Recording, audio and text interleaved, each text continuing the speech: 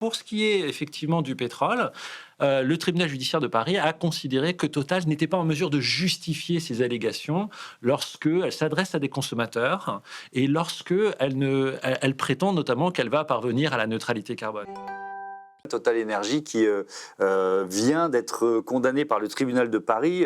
Le groupe, je vais simplifier, mais trompait les consommateurs en se présentant comme un acteur majeur de la transition vers la neutralité carbone. Déjà, qu'est-ce qu'on peut dire du jugement? C'est une première?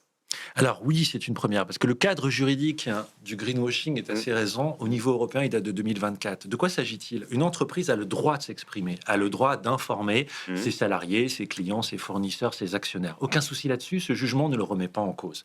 Mais il y a des moments où elle s'adresse à des consommateurs.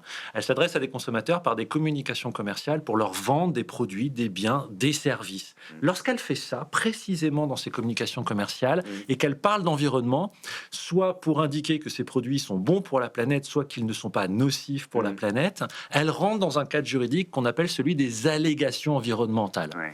Ces allégations environnementales ne doivent pas être trompeuses, parce que si elles sont trompeuses, elles relèvent de la sanction des pratiques commerciales trompeuses. Pour ce qui est effectivement du pétrole, le tribunal judiciaire de Paris a considéré que Total n'était pas en mesure de justifier ces allégations lorsqu'elle s'adresse à des consommateurs et lorsqu'elle prétend notamment qu'elle va parvenir à la neutralité carbone. C'est-à-dire qu'une entreprise a le droit de dire « je m'engage pour la neutralité carbone », mais si elle vend un produit en disant « c'est sûr, je vais y arriver », là, il y a un problème.